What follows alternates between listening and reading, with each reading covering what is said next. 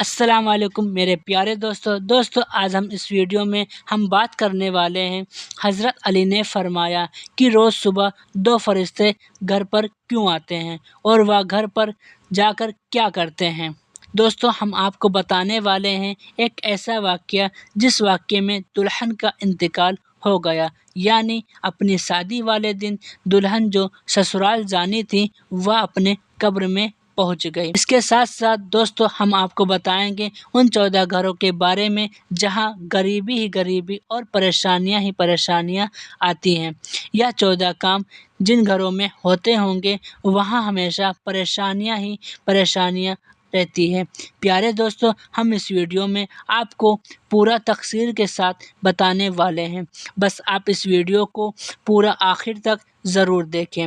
Video کو شروع کرنے سے پہلے اگر آپ نے ہمارے چینل کو سبسکرائب نہیں کیا ہے تو ہمارے چینل کو سبسکرائب کر لیجئے، اور ویڈیو پسند آئے تو ویڈیو کو ایک لائک کر دیجئے۔ تو دوستو ہم شروع کرتے ہیں۔ حضرت علی کے پاس آ کر ایک شخص کہنے لگا، یا علی، دن کا آغاز سب سے پہلے کن لوگوں سے ہوتا ہے؟ تو حضرت علی نے فرمایا، دن کا آغاز سب سے پہلے دو فرشتوں سے ہوتا ہے۔ ایک فرشتہ گھر گھر جا کر دعا کرتا ہے اور دوسرا فرشتہ گھر گھر جا کر التجا کرتا ہے۔ وہ شخص کہنے لگا، یا علی، کس بات کے لیے دعا کرتا ہے اور کس بات کے لیے فرشتہ التجا کرتا ہے؟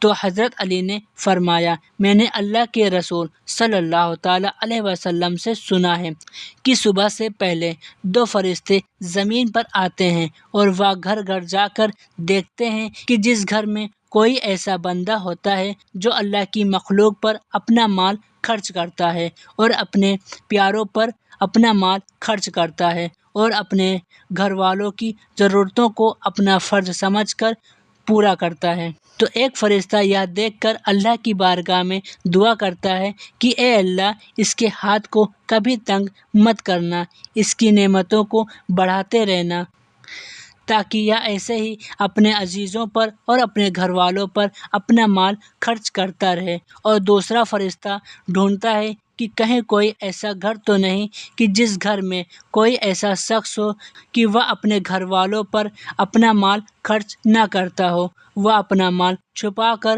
رکھتا ہو اور اللہ کے مخلوق پر اپنا مال نہ خرچ کرتا ہو۔ یاد رکھنا، جب وہ کسی ایسے انسان کو دیکھتا ہے تو اپنے مال کو اکٹھا کر کے انسانوں سے چھپا کر رکھتا ہے، تو وہ دوسرا فرشتہ اللہ کی بارگاہ میں دعا کرتا ہے کہ اے اللہ، اس بندے سے اس دولت کا سخت حساب لینا اور اس بندے کو دنیا کے دولت سے محروم کر دینا، کیونکہ یہ اپنے دولت کو اپنے پیاروں پر اور اپنے گھر والوں پر خرچ نہیں کرتا بلکہ اپنے مال کو چھپا کر رکھتا ہے۔ جو اپنے مال کو اپنے گھر والوں پر اور اپنے عزیزوں پر خرچ کرتا ہے وہ آخرت میں عظیم اجر پاتے ہیں، اور جو دنیا میں اپنے مال کو خرچ نہیں کرتا، یعنی اپنے گھر والوں پر اور اپنے عزیزوں پر اپنے مال کو خرچ نہیں کرتا ہے، وہ دنیا میں رسوا اور آخرت میں سخت عذاب پاتا ہے۔ پیارے دوستو، اب ہم آپ کو وہ واقعہ سناتے ہیں جس واقعہ میں دلہن کا انتقال ہو گیا، یعنی اپنی شادی والے دن ہی دلہن سسرال کے بجائے اپنے قبر میں چلی گئی۔ دوستو، ایک لڑکی کی شادی تھی، اس کی تیاری چل رہی تھی، دلہن کو سجایا جا رہا تھا۔ اتنی دیر میں مسجد میں اذان ہونے لگی۔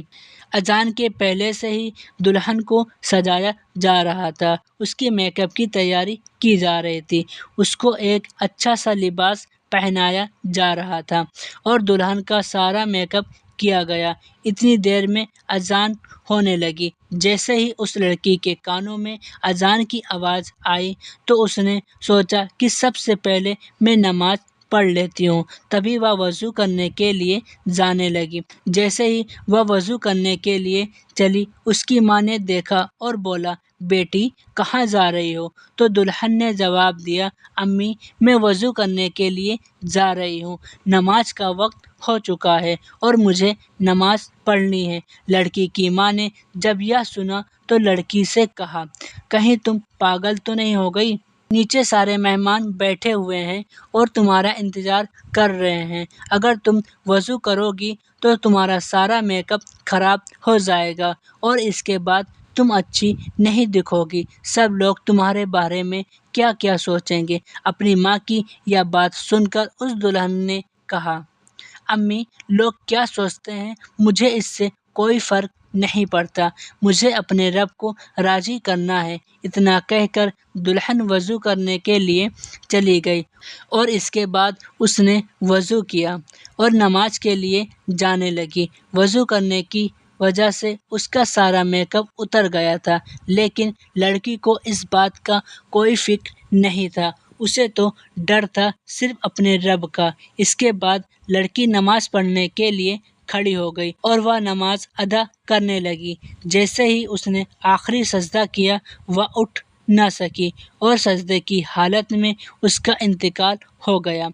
جب کافی دیر کے بعد بھی دلہن نیچے نہیں آئی تو اس کی ماں کو اس کی فکر ہونے لگی اور اس کے بعد وہ دلہن کے کمرے میں گئی۔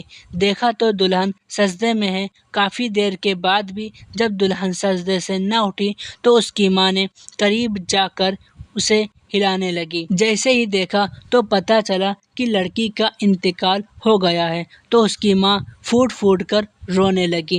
پیارے دوستو، یہ جو پیارا سا میسج ہے یہ ان لڑکے اور لڑکیوں کے لیے ہے جو دنیا میں خوبصورت بننے کے لیے اپنے رب کو بھول چکے ہیں۔ کسی نے کیا خوب کہا ہے، اسلام کی شہزادیوں کو خوبصورت بننے کے لیے کسی مہنگے کریم یا پاؤڈر کی ضرورت نہیں ہے، بس انہیں 5 وقت نماز کی ضرورت ہے۔